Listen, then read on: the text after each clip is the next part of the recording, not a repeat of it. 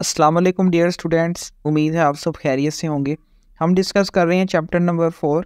आज lecture number 3 में हम स्टडी करेंगे मोलर वॉल्यूम और दूसरा टॉपिक है molar mass and density of gases.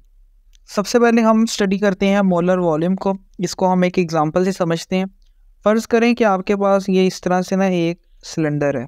अभी इस सिलेंडर के ऊपर मैं एक ना पिस्टन भी लगा देता हूँ। पिस्टन का काम होता है कि वो जो सिलेंडर में गैस मौजूद होती है ना, उस पर वो प्रेशर को एक्सर्ट करता है।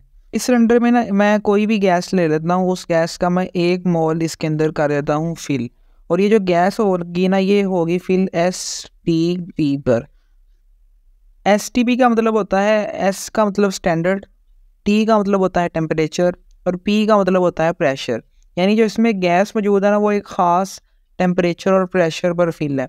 अब वो कितना होता है वो आपने वैल्यूज़ याद रखनी है। स्टैंडर्ड प्रेशर की बात करें तो वो होता है 1 ATM, और अगर मैं स्टैंडर्ड टेम्परेचर की बात करूं तो उसकी वैल्यू होती है 0 डिग्री सेंटीग्रेड, या आप अगर इसको केल्विन में कन्वर्ट करेंगे जो कि एक दूसरा यूनिट है तो यही वैल्यू बन जाएगी 273.16 केल्विन।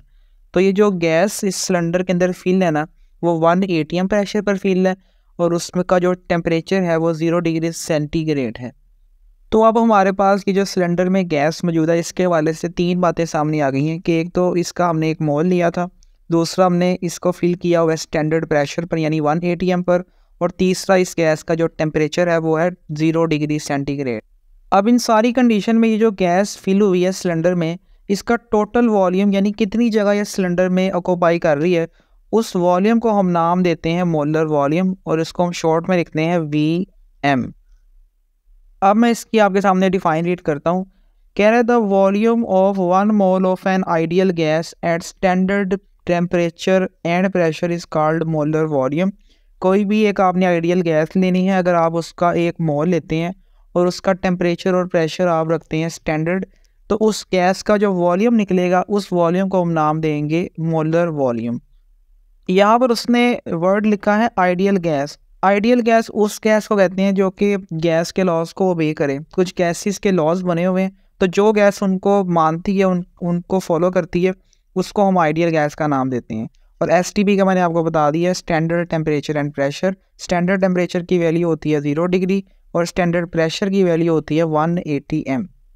आगे चलें तो वो लिख रहे हैं its value is equal to 22.414 decimetre cube. जो हमने मोलर वॉल्यूम निकाला है ना इन कंडीशन के अंदर, उसकी वैल्यू कितनी होती है 22.414 डेसीमीटर क्यूब। यानी जो गैस अभी सिलेंडर में फिल है ना इसका वॉल्यूम कितना होगा 22.414 decimetre cube. The value of molar volume is commonly rounded to 22.4 decimetre cube. तो कह रहा है लेकिन हम कॉमनली पूरी वैल्यू नहीं लिखते, हम 1/4 को यूज़ नहीं करते, हम सिर्फ इतना लिखते हैं 22.4 decimetre cube. And it is denoted by VM, और इसको हम लिखते हैं V कैपिटल और M स्मॉल। नेक्स्ट आ रहा है एवोगैड्रोस लॉ। इस एवोगैड्रो लॉ को भी हम एग्जांपल से समझते हैं। फ़र्ज़ करें कि मैं 3 सिलेंडर लेता हूँ, एक ये सिलेंडर, ये दूसरा हो गया और ये तीसरा सिलेंडर हो गया, और इन तीनों में मैं 3 डिफरेंट गैसेस फिल करता हूँ। इसके अंदर मैं फिल करता हूँ नाइट्रोजन गैस, यहाँ पर मैं फिल करता हूँ हीलियम गैस, और इसमें मैं फिल करता हूँ हाइड्रोजन गैस। तो मैंने 3 सिलेंडर में 3 मुख्तलिफ गैसेस फिल कर ली, और इन तीनों के ऊपर मैं इस तरह से पिस्टन बीड बना लेता हूँ। तो ये इन तीनों के ऊपर हो गए इस तरह से पिस्टन। अब इन तीनों सिलेंडर्स का जो टेम्परेचर और प्रेशर है वो भी मैं एक जैसा सेट कर देता हूँ। पहले सिलेंडर का जो प्रेशर है वो होगा 1 ATM, और उसका जो टेम्परेचर होगा वो होगा 0 डिग्री सेंटीग्रेड। इसी तरह जो ये दूसरा सिलेंडर है इसका भी मैं प्रेशर रखता हूँ 1 ATM, और इसका जो टेम्परेचर मैं सेट करता हूँ वो करता हूँ 0 डिग्री सेंटीग्रेड। और ये जो तीसरा सिलेंडर है इसका भी मैं प्रेशर 1 ATM रखता हूँ, और इसका जो टेम्परेचर है वो मैं सेट करता हूँ 0 डिग्री सेंटीग्रेड। अब ये जो मैंने तीनों गैसेस फिल की हैं ना तीनों सिलेंडर के अंदर, ये मैंने बराबर वॉल्यूम में फिल किए हैं। यानी जितना वॉल्यूम इस सिलेंडर का है उतना ही इस सिलेंडर का है, और उतना ही वॉल्यूम इस सिलेंडर का है। तीनों सिलेंडर में जो गैसेस फिल है उनका आपस में वॉल्यूम सेम है। तो अब हमारे पास इन तीनों गैसेस की 3 चीज़ें सेम है, उनका वॉल्यूम, उनका प्रेशर और उनका टेम्परेचर बिल्कुल एक जैसा है। एवोगैड्रो लॉ कहता है कि अगर आप मुख्तलिफ आइडियल गैसेस लें और उनका वॉल्यूम, टेम्परेचर और प्रेशर एक जैसा कर दें तो उनमें जो मॉलिक्यूल्स की तादाद है ना वो भी एक जैसी मिलेगी आपको। यानी जितने मॉलिक्यूल्स इस नाइट्रोजन गैस के होंगे ना सिलेंडर में, उतने ही हीलियम गैस के भी अपने सिलेंडर में होंगे और हाइड्रोजन गैस के भी उतने ही मॉलिक्यूल्स अपने इस सिलेंडर के अंदर मौजूद होंगे। अब हम इसकी स्टेटमेंट रीड करते हैं। Equal volume of all the ideal gases at the same temperature and pressure contain equal number of molecules. अगर आप मुख्तलिफ आइडियल गैसेस लेते हैं, उनका वॉल्यूम आप सेम कर देते हैं, उनका टेम्परेचर और प्रेशर भी एक जैसा कर देते हैं, तो उनके अंदर जो मॉलिक्यूल्स की तादाद है वो भी एक जैसी हो जाएगी। आगे वो इसी एवोगैड्रो लॉ के हवाले से लिख रहे हैं, this statement is indirectly the same when we state at 1 mole of an ideal gas at 273.16 kelvin temperature and 1 atm pressure has a volume of 22.414 decimetre cube. कह रहा है कि आप इस स्टेटमेंट को इस तरह से भी लिख सकते हैं कि हम अगर मुख्तलिफ आइडियल गैसेस का एक एक मोल लें, उनका हम टेम्परेचर कर दें 273.16 केल्विन यानी स्टैंडर्ड टेम्परेचर, और प्रेशर कर दें 1 atm यानी स्टैंडर्ड प्रेशर, तो उनका जो वॉल्यूम होगा सारी गैसेस का वो होगा ये मोलर वॉल्यूम के बराबर। Since 1 mole of a gas has Avogadro's number of particles, so 22.414 decimetre cube of various ideal gases at STP will have Avogadro number of molecules that is 6.02 × 10⁻23। अगर हम किसी भी गैस का एक मोल लेते हैं तो हमने पढ़ रखा है कि एक मोल का मतलब है उसमें एवोगैड्रो नंबर ऑफ पार्टिकल्स होंगे, और चूंकि हमने एक मोल लिया तो उसका जो वॉल्यूम होगा वो किसके बराबर होगा, मोलर वॉल्यूम के बराबर, और उस मोलर वॉल्यूम की वैल्यू हमने अभी पढ़ी है 22.414 डेसीमीटर क्यूब। अब इस स्टेटमेंट को भी उसने कुछ एग्जांपल्स के साथ आपकी बुक में लिखा है। पहली एग्जांपल हम लेते हैं कार्बन डाइऑक्साइड की। अगर मैं कार्बन डाइऑक्साइड का एक मोल लेता हूं तो इस एक मोल में मॉलिक्यूल्स कितनी होंगी, एवोगैड्रो नंबर के बराबर होंगे, और एक मोल कार्बन डाइऑक्साइड का जो मोलर मास होता है वो होता है 44 ग्राम। लिहाजा अब इसका जो वॉल्यूम निकलेगा वो कितना निकलेगा, मोलर वॉल्यूम के बराबर यानी 22.4 डेसीमीटर क्यूब एट STP। इसी तरह मैं एक और गैस ले लेता हूँ, हाइड्रोजन गैस ले लेता हूँ, उसका भी मैं एक मोल लेता हूँ, तो उसके एक मोल के अंदर भी कितने मॉलिक्यूल्स होंगे, एवोगैड्रो नंबर के बराबर, और हाइड्रोजन गैस का जो मोलर मास होता है वो होता है 2 ग्राम, तो इसके भी जो मोलर वॉल्यूम निकलेगा वो कितना निकलेगा 22.4 डेसीमीटर क्यूब। तीसरी गैस में लेता हूँ अमोनिया, और उसका भी मैं क्या ले रहा हूँ, एक मोल, तो उस एक मोल में मॉलिक्यूल्स की तादाद किसके बराबर होगी, एवोगैड्रो नंबर के बराबर, और एक मोल अमोनिया का जो मोलर मास होता है वो होता है 17 ग्राम, और इसका भी जो मोलर वॉल्यूम अब निकलेगा वो कितना निकलेगा, एग्जैक्ट 22.4 डेसीमीटर क्यूब। इन तीनों एग्जाम्पल से हमें एक बात सामने आ रही है कि अगर हम इन तीनों का एक एक मोल लेते हैं तो उनमें एक तो मॉलिक्यूल भी सेम आ रहे हैं, और दूसरा जो उनका मोलर वॉल्यूम है वो भी सेम आ रहा है, और यही बात हमें एवोगैड्रोस लॉ ने भी बताई थी।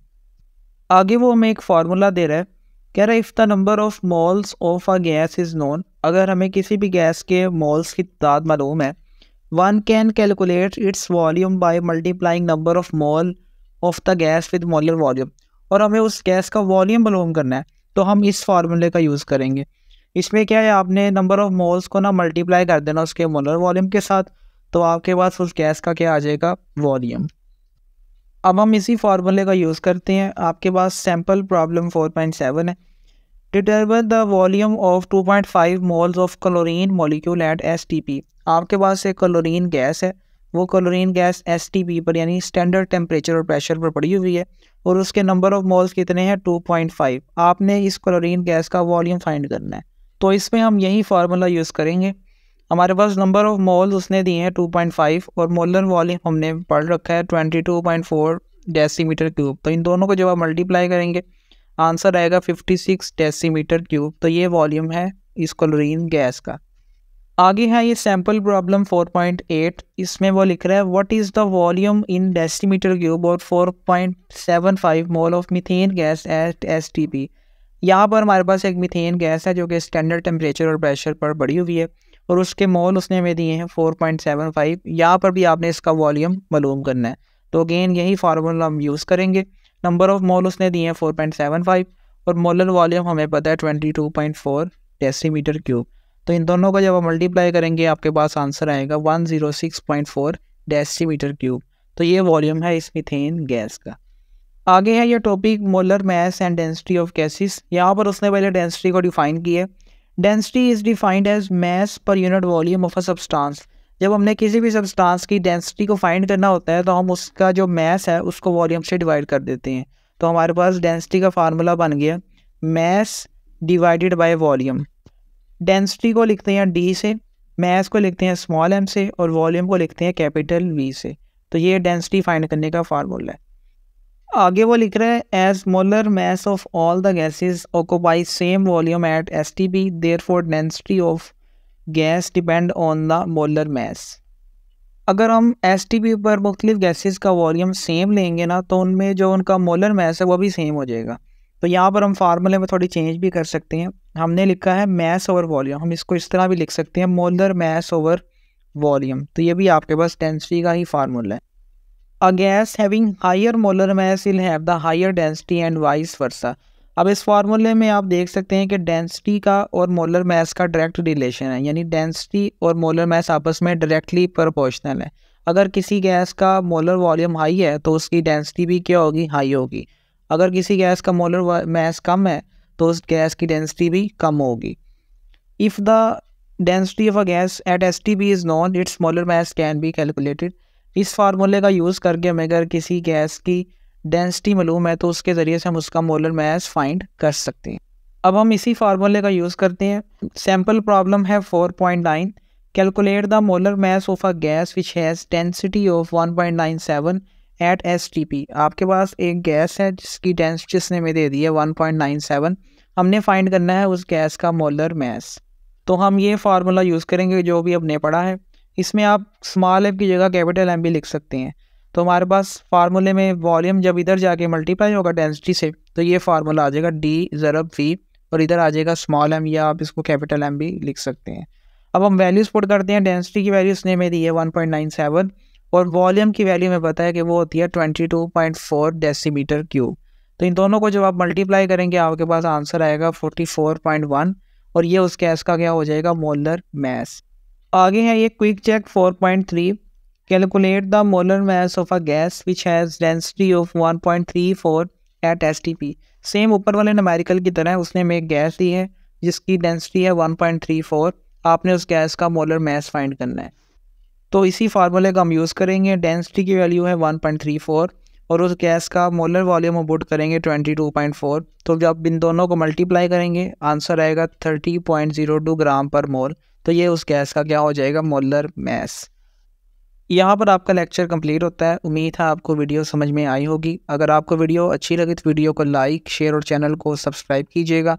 आपसे मुलाकात होगी नेक्स्ट वीडियो में। अल्लाह हाफिज़।